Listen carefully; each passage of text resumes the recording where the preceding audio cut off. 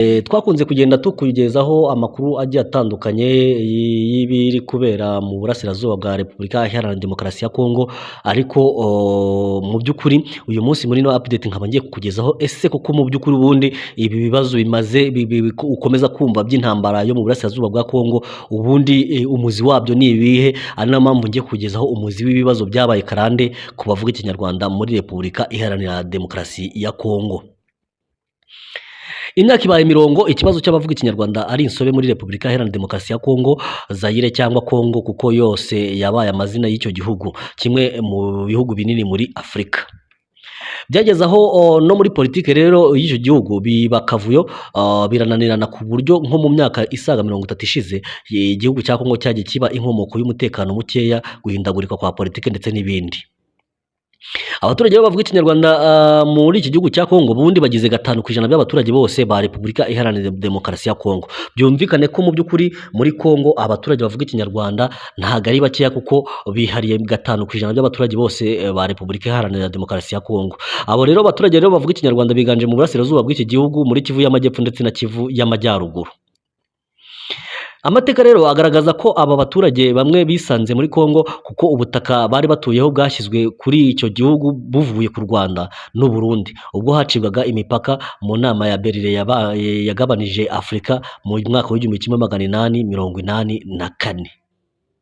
Niho abaturage abantu bavuga ikinyarwanda bisanze muri Repubulika Iharanira Demokarasi ya Kongo, hanyuma abandi bisanga mu Burundi ubwo hacibwaga imipaka bikozwe n'inama y'Iberlin yabaye mu 1884. Urumva ko ni imyaka myinshi cyane ishize aba baturage bavuga ikinyarwanda bari muri Repubulika Iharanira Demokarasi ya Kongo. Akaba ari mpamvu rero wakibaza impamvu Kongo mu by'ukuri yima uburenganzira bw'abaturage, kuko niba byarabayeho mu 1884 haciye imyaka myinshi cyane, akaba ari impamvu abantu benshi bibaza ese niye mpamvu abaturage bavuga ikinyarwanda bari muri Kongo babwirwa ko atari abakongomani bagategekwa cyangwa se bakameneshwa ngo basubizwe mu gihugu cyabo cy'u Rwanda. Abandi rero bahagiye mu gihe cy'ubukoroni bajyanywe n'Ababiligi kujya gukora mu birombe by'amabuye y'agaciro no gushakira ubundi butunzi abakoroni, bagumayo gutyo. Ni ukuvuga ngo hari abandi bantu bagiye bajyayo ariko batagendeye ko bakatiye imipaka, ahubwo bagiye mu kazi aho bajyanwaga n'abakoroni bagiye gucukura amabuye y'agaciro. Ikibazo rero cy'abanyekongo bavuga ikinyarwanda cyatangiye kuzamuka cyane nyuma y'ubwigenge bwa Kongo, kuko Kongo yabonye ubwigenge mu 1960 ubwo hagabanywaga rero ubutaka, abita abanyekongo gakondo bashaka kubwima abavuga ikinyarwanda bafataga nk'abanyamahanga. Ntabwo byasakuje cyane kubera ko Kongo yari ihanganye n'ibindi bibazo nk'intambara zo kwiyomoraho n'ubukene bukabije ndetse n'ibindi. Rero ibyo icyo gihe ntabwo byasakuje cyane, ahubwo byongeye gufata indi ntera mu myaka nko mu myaka ya 1970 nk'uko bigaragara mu nyandiko Making Use of the Past, the Rwanda Foreign Question and the Balkanization of the Congo, yakozwe na Laris Christopher Hewening. Izi ni inyandiko zagiye zikorwa n'uyu mwanditsi aho yagendaga agaragaza ibibazo mu by'ukuri uburyo biri kugenda bifata indi ntera mu mwaka w'1970. Icyo gihe rero Mobutu Sese Seko wari perezida wa Kongo yabihaye umurongo, hashyirwaho itegeko riha ubwenegihugu abanyekongo bose barimo Abanyarwanda, Abarundi n'Abarundi bageze muri icyo gihugu mbere y'1950. Bishatse kuvuga ko uyu Mobutu Sese Seko we yatanze umurongo avuga ko abanyekongo bose, umunyekongo wese waba yarageze muri iki gihugu mbere y'1950 agomba guhabwa ubwenegihugu nk'umunyekongo. Hanyuma nyuma y'iri tegeko rero bivuga ko iri tegeko ryagizwemo uruhare n'umunyarwanda Barthélemy Bisengimana wari umuyobozi mukuru ushinzwe ibiro bya Perezida Mobutu. Iri tegeko kugira ngo rigerweho birumvikana kuba ko mu buyobozi bukuru bwa Kongo harimo umunyarwanda witwa Barthélemy Bisengimana, birumvikana ko ubwo nawe iri tegeko ryaramurebaga, bitumye rero itegeko ryoroha kuba ryasinywa. Hanyuma abaturage bose ba Kongo bahageze mu mbere y'1950 babasha guhabwa ubwenegihugu. Mu myaka rero y'1981 ubwo Mobutu Sese Seko hamwe na Bisengimana bashwanaga byasubiye irudubi. Mu 1900 nyuma y'uko iri tegeko risinywe muri 1970 nako mu 1950, hanyuma abenegihugu bose bagahabwa ubwenegihugu, byageze mu 1981 ubwo Mobutu Sese Seko na Bisengimana bagezeho barashwana, hanyuma ibyo basinyanye cyangwa se ibyo bakoze byose bisubira irudubi, hongera kuzamuka amajwi asaba ko abavuga ikinyarwanda bamburwa ubwenegihugu.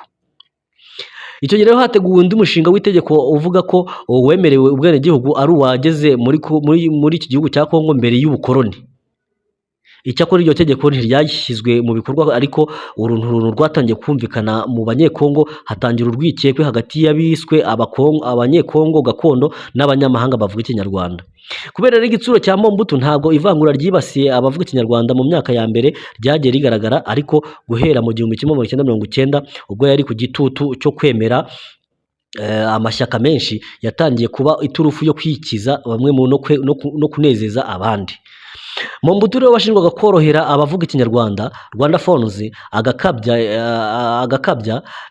yatangiye, ni ukuvuga ngo Mobutu yashinjwaga korohera abavuga ikinyarwanda, abanyekongo bamushinja ko abikora mu by'ukuri akabije, ko mbese abahereza ukwizana agakabya. Yatangiye kwiyegereza abaturage gakondo mu gihugu hose, by'umwihariko muri Kivu zombi, bivuze ni Kivu y'Amajyaruguru ndetse na Kivu y'Amajyepfo. Aha rero Mobutu ubwo yatangiraga kwiyegereza rero abitwa abanyekongo gakondo, ni ukuvuga ngo ni abanyekongo batavuga ikinyarwanda, hashinzwe icyiswe inama nkuru y'ubusugire, Conference Nationale Souveraine, yo kwiga ku hazaza h'igihugu kiyobowe na demokarasi ishingiye ku mashyaka menshi, aho kuba MPR ya Mobutu yonyine.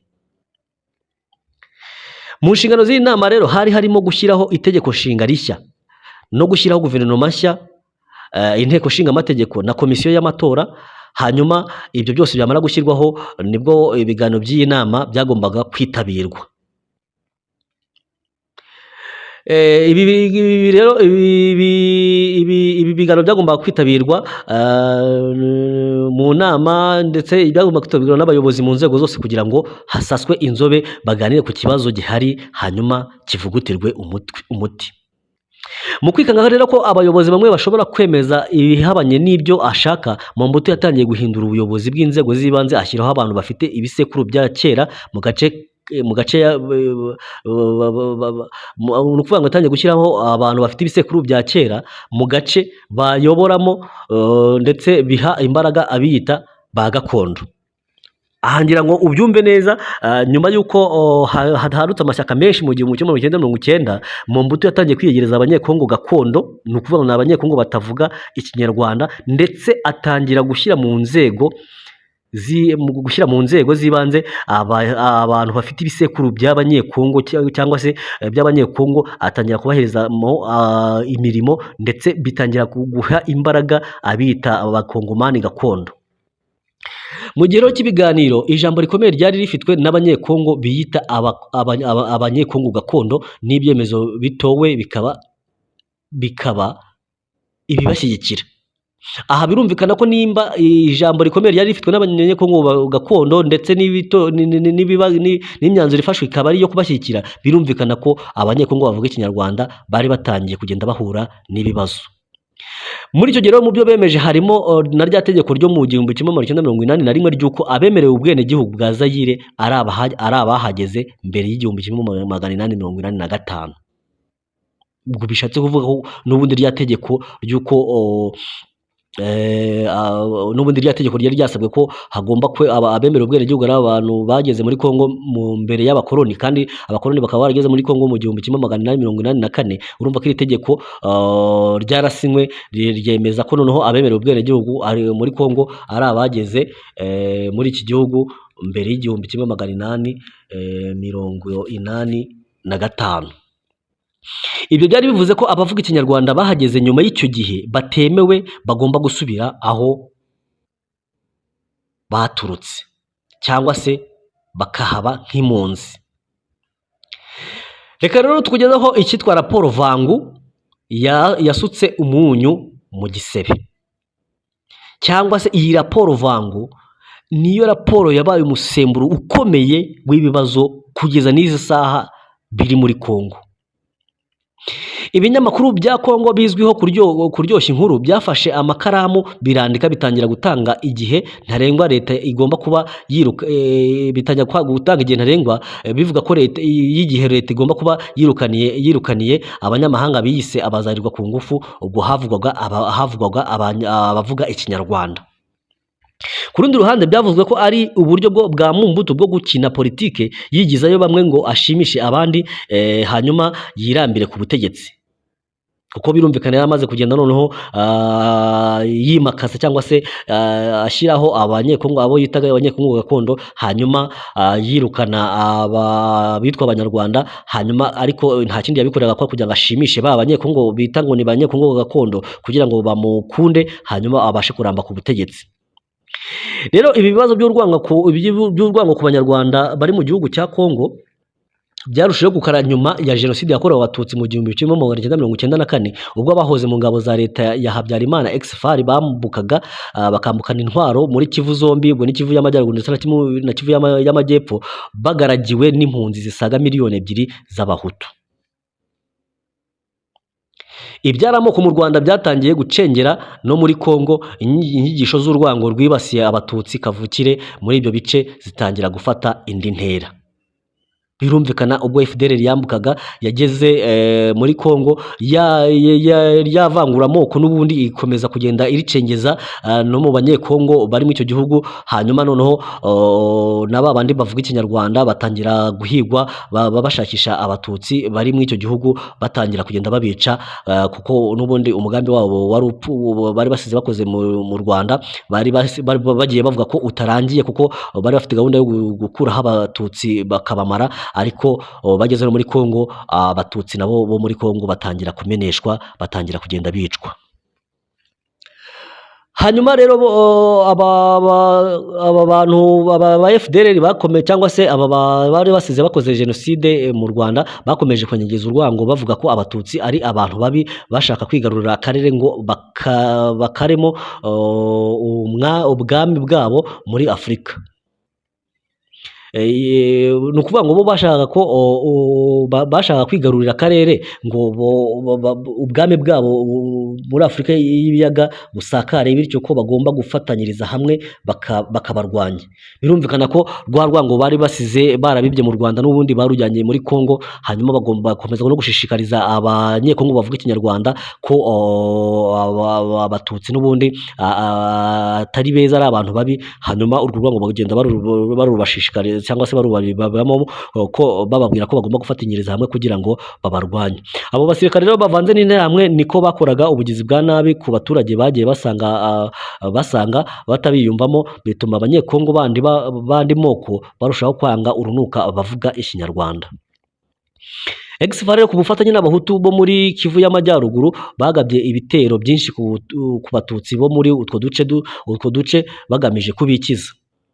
Hano ikinyamakuru Potentiel kizwiho gukwirakwiza inkuru zinubira abavuga ikinyarwanda muri Kongo, tariki ya gatanu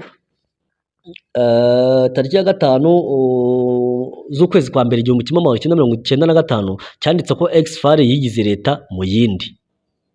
Iki kinyamakuru cyaranditse kiti impunzi z'abanyarwanda nizo zisigaye zitanga amategeko muri Zaire, bigize abategetsi ba kariya gace, hanyuma abaturage gakondo bakuwe mu byabo ku ngufu n'impunzi z'abahutu zifatanyije n'abahutu biwacu. Ibyo nibyo ikinyamakuru Potentiel cyari cyanditse muri icyo gihe. Ibintu rero byarushijeho kuba bibi ubwo inteko ishinga amategeko ya Zaire yashyiragaho komisiyo igomba kwiga ku ngaruka impunzi z'abahutu zagize ku baturage gakondo zasanze muri Zaire, hanyuma ibintu birushaho kugenda biba bibi. Nta kindi rero cyabiteye nuko mu by'ukuri hari inteko ishinga amategeko yo muri Zaire yari imaze gushyiraho komisiyo igomba kwiga ku ngaruka impunzi zageze ku baturage gakondo zasanze muri Zaire. Iyo raporo rero yiswe komisiyo Vangu, ari nayo twatangiye tuvugaho, iyobowe na Vangu Mambweni. Iyi raporo nk'uko maze kubwira yiswe komisiyo Vangu, yari yobewe n'uwitwa Vangu Mambweni, iranamwitirirwa, yagejejwe ku nteko birumvikana ku nteko ishinga amategeko muri Kongo muri Mata cyangwa se mu kwezi kwa kane 1995. 1995 yarushijeho guteza umwiryane aho gukemura ibibazo. Iyi raporo yagaragaje ko abanyarwanda baba muri Kongo bose nta n'umwe wahavukiye ngo kuko mbere y'ubukoloni abahateraga bose ubwami gakondo muri Kongo butashoboraga kubemera. Raporo yavanga ikomeza ivuga ko ahubwo yakomeza ivuga ko ababirigi ari bo bazanye abavuga ikinyarwanda bose muri Kongo, bivuze ko nta munyekongo n'umwe uvuga ikinyarwanda wahabaga mbere y'ubukoloni. Iyo raporo kandi yakomeje inenga kugendera ku bitekerezo birimo urwango.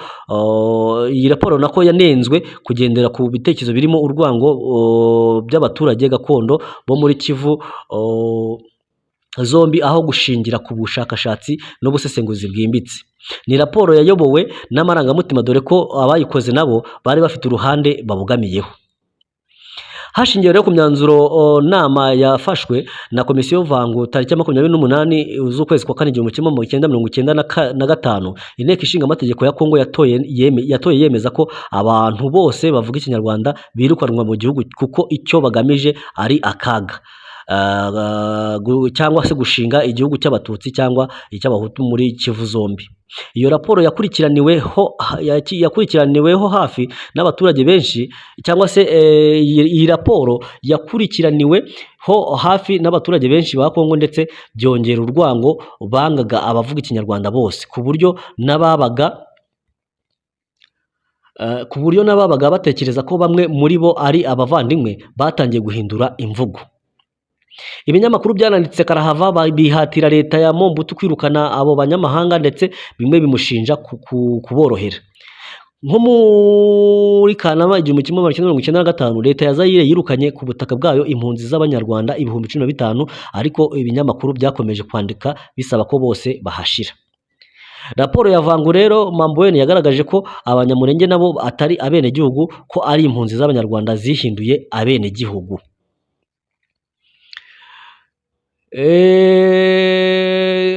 Iyi raporo ikomeza ivuga ko rero izi mpunzi zari zihinduye abenegihugu ku ngufu zikoresheje amayeri agiye atandukanye, ko n'abanyekongo rero nabo bagomba kuva muri iki gihugu. Nabo rero byategetswe ko birukanwa hamwe n'abandi banyarwanda bagasubira aho baturutse.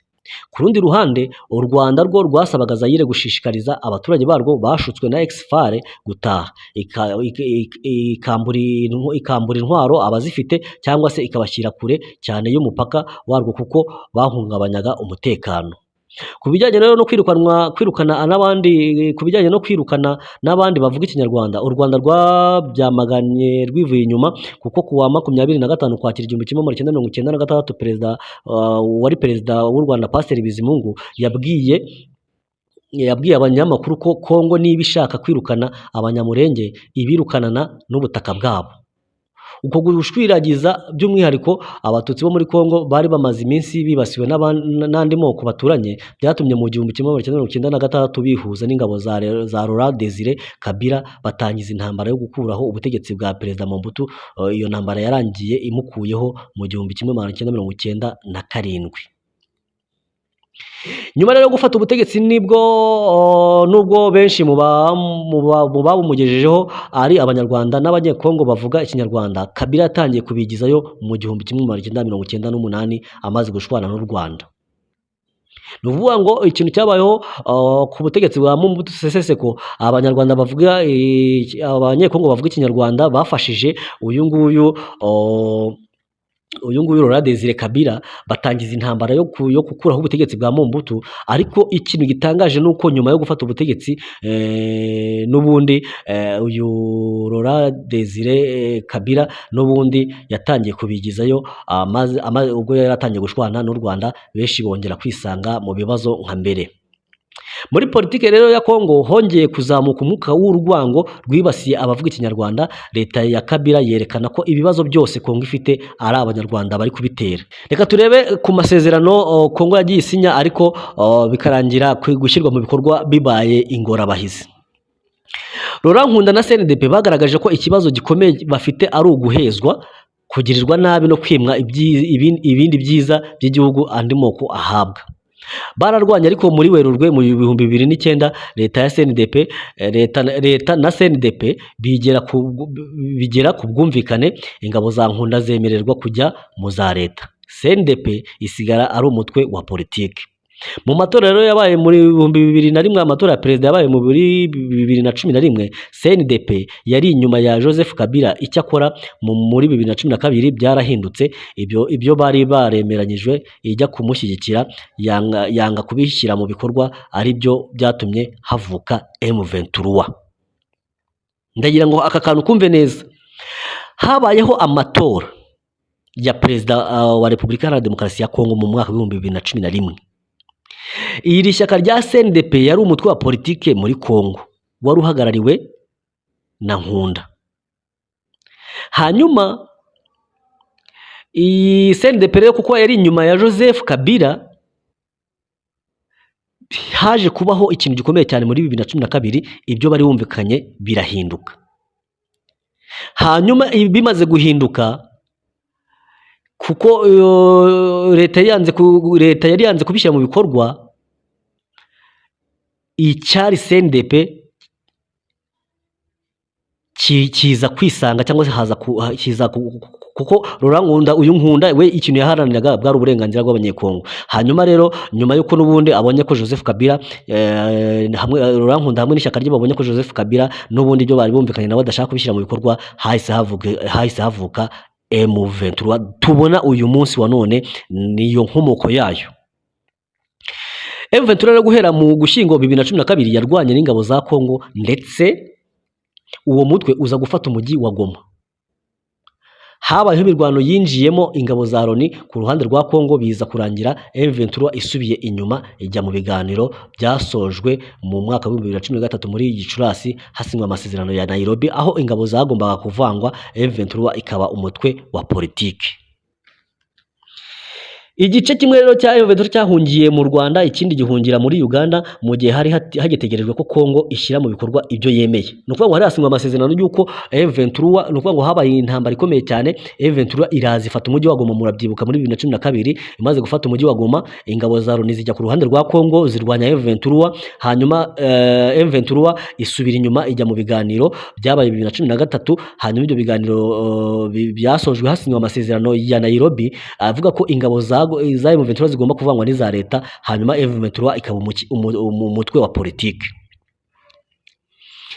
Hanyuma rero nyuma y'uko rero ayo masezerano yanze gushyirwa mu bikorwa, kugeza amaginga ya Kongo ntiyashyize mu bikorwa ibyo yemereye M23, ari nabyo byatumye igice cyahungiye muri Uganda gihaguruka gifata intwaro ngo kibutse leta ya Felix Tshisekedi ko hari ibyo kibutse leta ya Felix Tshisekedi ko hari amasezerano batubahirije. Byari no mu ntego za mbere za Tshisekedi, kuko kugarura umutekano mu burasirazuba bwa Kongo biri mu byo yemereye abaturage ubwo yiyamamazaga mu mwaka wa 2018. Yavugaga ko mu by'ukuri agomba kugarura umutekano mu burasirazuba bwa Kongo. Hanyuma rero uyu